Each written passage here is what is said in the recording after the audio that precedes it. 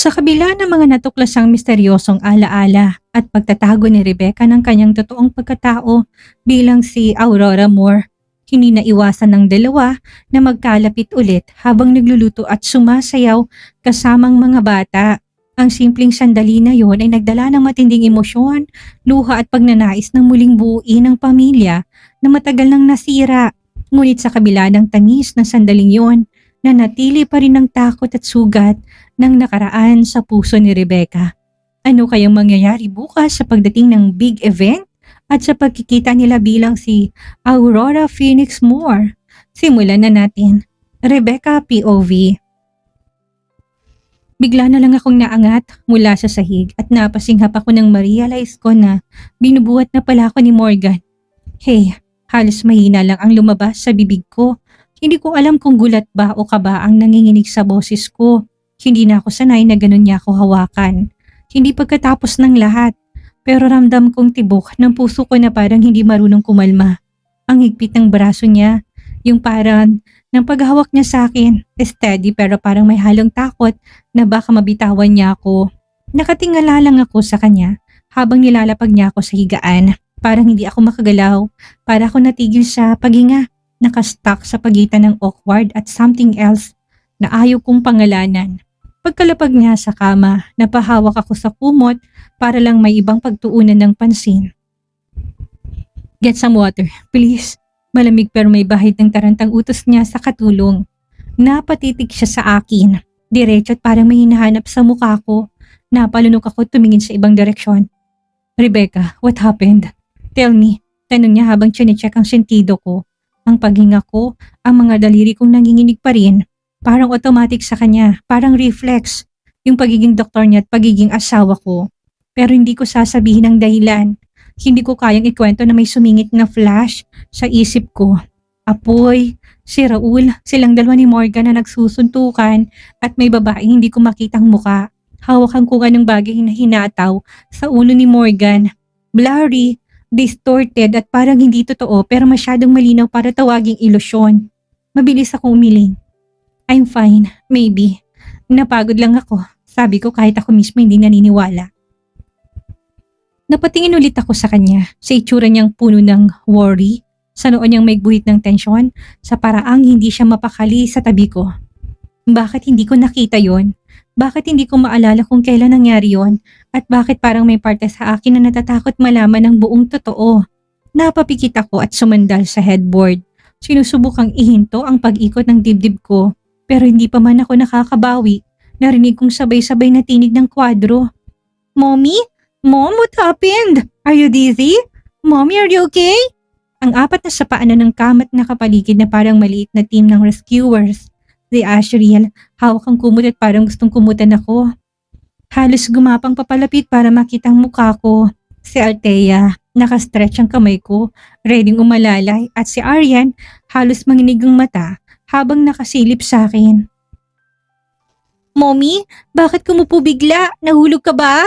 Tanong ni Ashriel, natataranta. Hindi pa nakakagalaw si Morgan, nakatayo sa tabi ko at hawak pang gilid ng kama. I'm here, kids, sabi niya pero hindi siya nilingon ng mga bata. Lahat nakatingin sa akin, puno ng pag-aalala.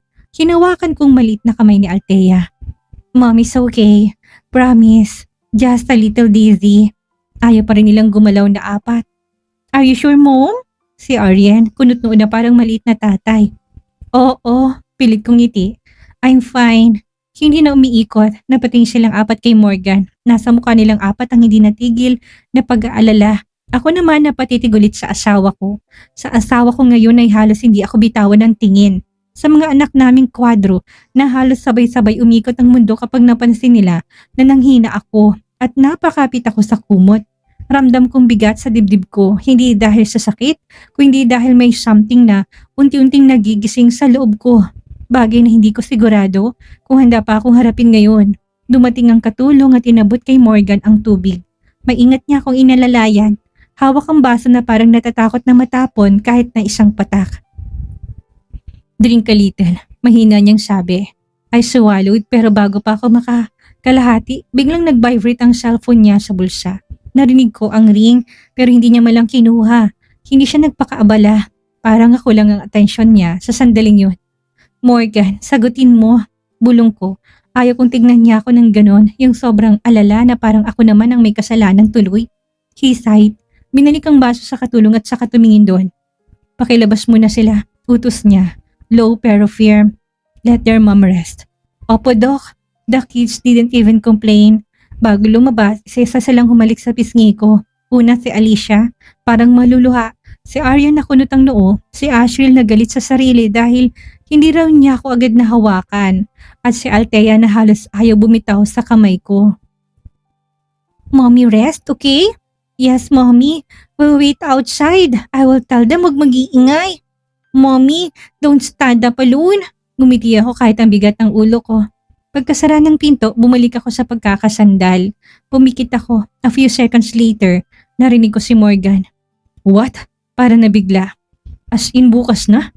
Akala ko Saturday pa. Bakit pa bago-bago? Of course, I'm not ready. Mahirap naman. Nipahinto siyang buntong hininga. Well, maganda na rin siguro yun. Para makilala na natin si Aurora Phoenix more. Baka pwedeng pakiusapan. Napakagat ako sa labi. Pinipigilan ng ngiti pero hindi ko rin nakontrol. Kung alam lang niya, nasa tabi niya lang. Tumahimik ang kwarto, naramdaman ko na lang ang pag-upo niya sa tabi ko at ilang segundo lang may mainit na palad ang humawak sa kamay ko.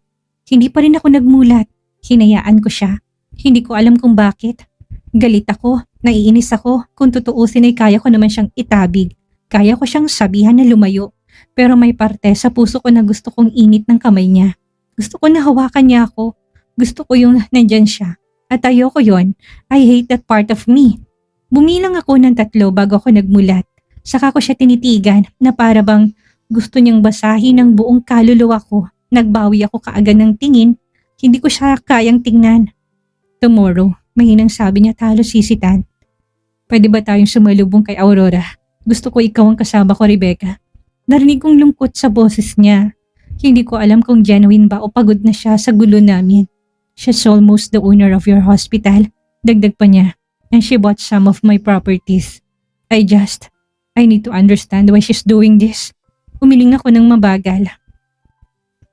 I don't know what she wants from us. Dagdag niya at hindi ko sure kung gusto kong malaman. Napahila mo si Morgan sa mukha. Yung buong palad niya dumaan mula noo hanggang baba. Tapos napakabigat na buntong hiningang pinakawalan niya. Hindi ko talaga alam. Bulong niya at parang napapagod na. I don't know what more wants from us. From me. Pagangat ng tingin niya diretso yun sa akin. May tanong, may pagdududa. May something na hindi ko mahanap ang tamang salita para i-describe. He pushes hair back with his hand. Frustrated. Rebecca. Tumigil siya sandali bago tinanong. Ano ba talagang connection mo sa mag-asawang Turner? And why were you at their resort?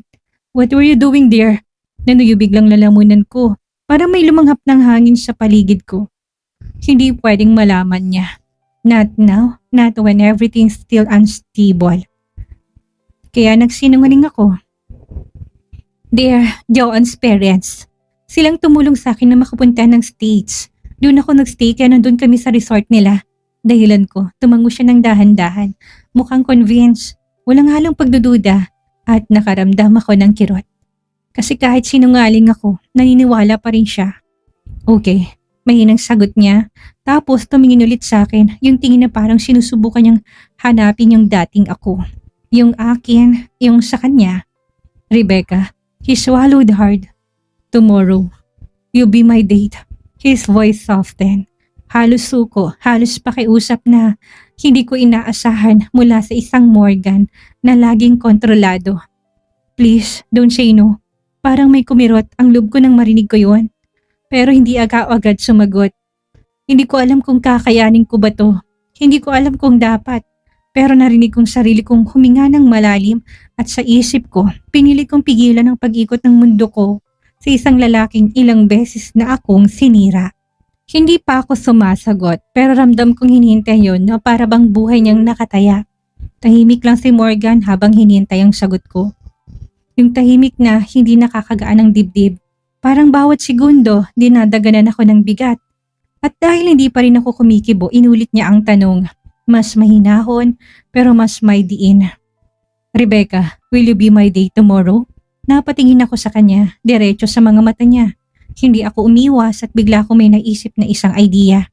A brilliant, slightly evil, very satisfying idea. Dahan-dahan akong tumango pero hindi lang basta yes. May ibang kahulugan. Hindi niya alam na bukas makikilala niyang isang katauhan ko, Aurora Phoenix Moore. Pasimple akong napangisi. Imagine his face when he realizes the woman he's been trying to impress is the same woman sitting beside him right now. Parang pelikula, parang revenge, serve cold but elegant. Okay, mahina akong sagot at narinig ko kaagad ang hope sa boses niya na nagliwanag. You'll be my date. Muli niyang bungad, halos hindi makapaniwala sa tuwa. Yes, sinagot ko ulit. This time steady. I will go with you. Hindi ko sinabing pinakamahalagang bahagi na bukas, he'll meet me, Aurora Moore, up close. That I can walk in both shoes. Rebecca, the exhausted, angry wife, and the Aurora, the one with influence and power. He thinks he's courting a stranger. He has no idea he's been sitting across from her the whole time. Nakaramdam ako ng halo-halong excitement at guilt. May kilig o baka adrenaline na gumulong sa katawan ko pero may bahagi ng puso ko na nagbabantang masaktan kung magkamali ako. Kinuha niya ng aking kamay na mahigpit at nangingiti na parang bata. Thank you, sabi niya at may lungkot at pag-asa. Sabay tingin niya. Shh, an internal voice said, don't blow it now. Keep your mask. Observe. Control. Then decide. Habang hawak niyang kamay ko, alam kong bukas, hindi lang business ang haharapin namin. May panibagong laro na sisimulang laruin. Isang laro ng katotohanan at pagkukunwari kung saan ako mismo may hawak ng card na magpapabago ng lahat. Napatingin ako kay Morgan na bigla siyang mapatayo mula sa pagkakaupo niya sa tabi ko. Para siyang batang nakatanggap ng matagal niyang hinihintay. May kislap sa mga mata niya na halos hindi ko na ma-describe. Parang relief, happiness at konting disbelief all at once. Gusto ko na maging special ang dinner natin. Sabi niya, halos sabay ng paghinga niya na parang pantay. I'll cook for us. Kahit alipinin mo pa ako tonight. It's fine. Just, thank you Rebecca. May panginginig ang boses niya, yung tipo ng saya na nagmumula sa isang taong akala niya wala na siyang chance. Hindi ko alam kung nangingiti ba ako o makokonsensya. His reaction, it hits different. Pero hindi itong oras para ma-soft heart ako. May plano ako. May kailangan akong gawin. I managed to say, it's my pleasure kahit may kung anong bigat sa lalamunan ko. At bago pa ako makadagdag sa gusto kong sabihin, yumuko si Morgan at mabilis na dinampi ang labi niya sa labi ko. Short, unexpected, pero sapat para igulong utak ko ng ilang segundo. See you later. Bulong niya bago tuluyang lumabas ng kwarto. Pagkasara ng pinto, huminga ako ng malalim. Parang kailangan kong i-reset ang sarili ko bago ako bumigay sa kung anong nararamdaman ko kanina. Kinuha kong phone ko agad na tinawagan si Marlon. Rebecca? Agad niyang sagot at may halong kaba. James of Lan. Sumulungkot habang tumayo tinayos ang kumot sa gilid ko. Huwag mo kaming sunduin. Ihatid mo lang yung gown ko for tomorrow's event. Ha? Why? May problema ba? Bumuntong hininga ako. Pinipilit maging steady ang boses ko. This is part of my idea for tomorrow. I want it this way. Tumahimik si Marlon sandali bago siya nagsalita ulit. Are you sure? I smirk. Yes, maybe and honestly, I don't care. There was a stretch of silence before Marlon cleared his throat. Okay, I'll deliver the gown. Good. Pinatay ko ang tawag. Humigpit ang hawak ko sa phone. Yes, this might look like I'm playing him. But tomorrow is the day Morgan meets Aurora Phoenix Moore and the day everything shifts. Whether he's ready or not. Pagkalabas ko ng kwarto, agad akong sinalubong ng amoy. Yung tipong home cook na ulam na may halong garlic, onion at butter. Hindi ako gutom pero bigla tuloy ako nakaramdam ng gutom. At may halong saya na hindi ko maintindihan. Pero higit sa lahat, may naririnig akong music. Mahina lang pero malinaw ang boses ni Morgan. Rock version ng Wish. Na original version ni Donna Cruz. God of all songs, parang sinadya para sa kalina ko. Dahan-dahan ako naglakad papunta sa kitchen. almost tiptoe kahit wala namang dahilan. Pagdating ko sa pintuan, sumandal ako sa hamba. Hindi ko kaagad kinayang nakita ko. Si Morgan nakatayo sa harap ng counter, off-shirt, at yung likod niya, define broad. Warm brown skin na parang sinapawan ng soft kitchen light. Kumikilos yung masos niya habang hiniwa niya yung kung anumang nasa chopping board. Para siyang walking heart attack. At sa harap niyang mga bata, nakahiler at sabay-sabay na nagbabalat ng patatas gamit ang peelers. Habang kumakanta rin sila ng mahina, parang ginagayang kanta sa background. Si Alicia nakangiti habang nakalawit ang dila sa pag-focus. Si Ashriel halos hindi magkamayo sa bilis magbalat. Si Althea nag-enjoy sa bawat hiwa ng balat na parang tinitingnan kong pantay. At si Aryan, mukhang nangunguha ng atensyon ni Morgan kasi panay ang sulyap at pabebe smile. Tapos si Morgan, bigla na lang tumawa ng mahina habang pinapaalalahanan sila. Slow down, hindi race mga kulit. Ang boses niya, ang eksenang ito, ang kanta sa background. Parang may pumulupot na malaking kamay sa puso ko at dahan-dahang pinipiga. Hindi ko alam kung bakit pero, shit, my chest tightened. Masakit, masaya, magulo, lahat yun sabay-sabay sa dibdib ko. Sinandal ko yung ulo ko sa hamba. Pinipigilan yung biglang panginginig ng dibdib ko. Kasi ang totoo, this was my wish. Ito yun eh. Ito talaga yun. Sila, kami a family, one frame, one moment. One stupidly perfect scene na akala ko sa movies lang nangyayari. Parang musika mismong nanunundo ng luha ko. Hindi ko na napigilan, mainit na tumulo yung luha sa pisngi ko. Pinunasan ko kaagad gamit ang likod ng kamay, pero may kasunod pa. At habang pinapahid ko, mas lalong humuhulas yung control ko. It felt so raw, so real, so stupidly painful in a beautiful way. Hindi ko maintindihan ang sarili ko. Naiinis ako kasi bakit ngayon? Bakit sila? Bakit siya? Pero at the same time, God, I wanted this so bad it hurt. Tumaas bigla ang tingin ni Alicia at napatingin sa pagbabalat. Bigla siyang sumigaw.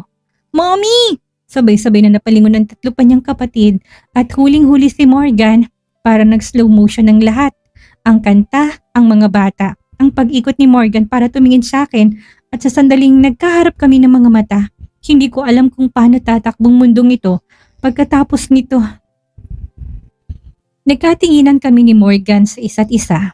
Parehong mahina lang, almost shy ang ngiti namin. Parang kaming dalawang taong na huling may tinatago.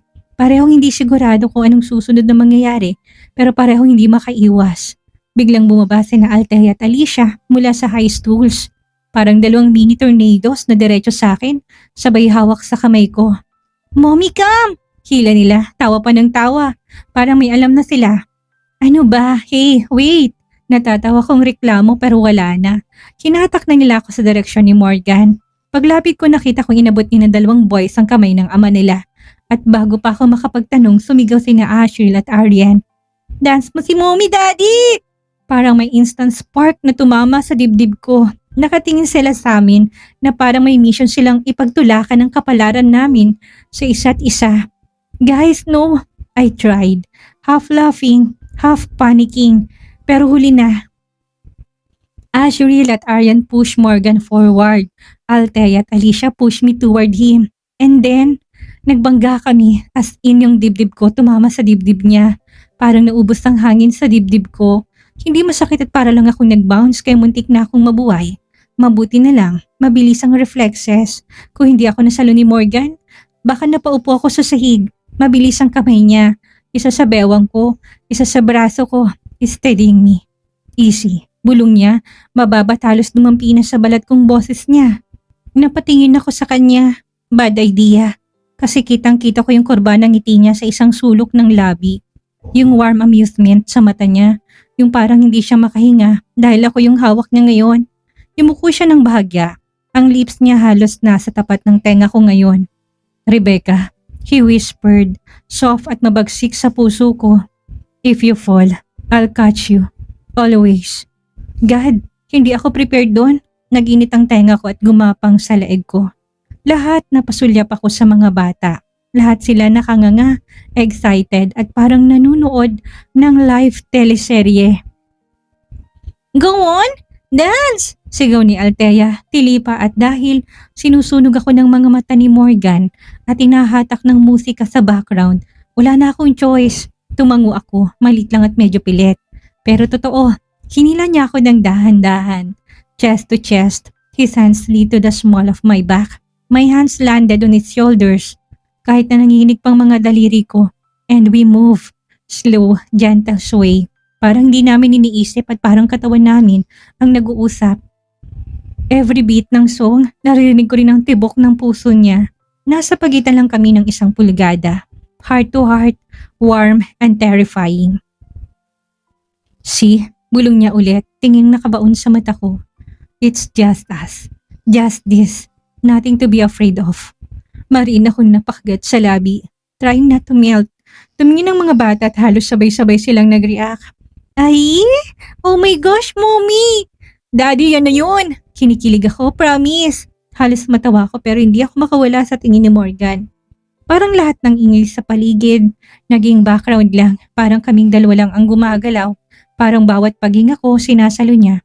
At bawat paglapit ko, hindi niya hinahayaang lumayo ulit. At sa loob ng dibdib ko, may kumakabog. Hindi dahil sa hiya, hindi rin dahil sa music. Pero dahil, shit, I missed this. I missed him. I missed us. And for a moment, one dangerous, beautiful moment, hindi ko alam kung paano ko makaka-atras pagkatapos nito. Patuloy kaming sumasayaw, dahan-dahan umiikot sa gitna ng kusina habang patuloy ang music. Para kaming nasa sariling mundo. Isang mundong hindi ko alam kung kaya ko bang harapin o tatakbuhan ko ulit. Pero habang tumatagal, mas lalo kong nagugulo. Mas lumalakas yung boses sa loob ko. Stop, please stop. Hindi ko na alam kung ano itong nararamdaman ko. Why does it hurt? Why does it feel good? Tapos biglang pumasok ang linya ng kanta. Sakto sa sandaling hindi ko na alam kung paano huminga. Tapos dumating yung linya na parang tinutok mismo sa puso ko. Para ako sinampal ng kanta. Dahil napatingin ako diretso sa mga mata ni Morgan. I freeze. Kasi hindi na yun basta romantic look. Hindi na yun simpleng kilig. It was something deeper, darker, raw. Sincerity, longing na ilang taon niya nang tinatago. Ang pain ng pagsisisi. And the quiet desperate plea na sana mapatawad ko siya. Na sana mahal ko pa siya. Biglang naginit ang bawat sulok ng mga mata ko. I could feel my throat tightening. My chest twisting. Ayokong umiyak sa harap niya. Ayoko makita niya kung gaano pa rin kalambot yung puso ko pagdating sa kanya. Kaya umiling ako, mabilis lang pero sapat para maputol ang connection namin. Huminto ako sa pagsayaw. Umatras ng bahagya, tinaas ko yung kamay ko na para bang kayang pigilan ng bigat ng atmosphere. Let's cook na lang. Bulong ko at pilit ng umiti kahit nanginginig ang labi ko. Baka masunog mo yung dinner. Nakita kong pag-urong ng ngiti niya, hindi dahil nasaktan siya, pero dahil alam niyang tumatakbo ako. Alam niya na may tinatakasan akong emosyon na hindi ko kayang harapin. Rebecca, tawag niya, mahina. Hey, look at me. Umiling ako ulit, mas mabilis ngayon. No, don't please. Huwag mo akong tingnan ng ganyan. Step closer, hindi sa pilitan ko, hindi parang pinapaalala na nandun lang siya. You don't have to run. Bulong niya at boses niya parang naglalakad sa balat ko. I'm not asking for anything. I just miss being close to you. Napakagat ako sa labi. Pinipigilan ng luha pero may tumulo rin. Pinahid ko kaagad, mabilis at parang ayaw ko makita niya. Kaya nga, sagot ko at halos pabulong. Kaya nga ayaw kong tumingin kasi every time I do, I feel everything I'm trying so hard to forget. Natigilan siya. Hindi siya nakagalaw. Hindi nakapagsalita pero ramdam kong paghigpit ng hininga niya. Rebecca, he whispered, mas mababa at mas masakit. I never wanted to be the reason you cry. Sumingkot ako, forcing myself to smile kahit ang totoo, nakandabali-bali ng puso ko. Too late, sabi ko, pahina. Matagal ka nang naging dahilan. At bago pa ako tuluyang mabasag sa harap niya, bumaling ako sa counter, sa mga bata, sa mga hinihiwa nila. Let's cook, ulit ko, pilit na mas cheerful. Sige na, before maubos ang patatas ng mga anak mo. Pero ramdam kong tingin niya sa likod ko. Ramdam kong pagtitimpi niya. Ang hindi niya masabi. Me? Ramdam kong luha na ayokong aminin na parang sa kanya pa rin. At hindi ko alam kung hanggang saan ko kayang lumaban.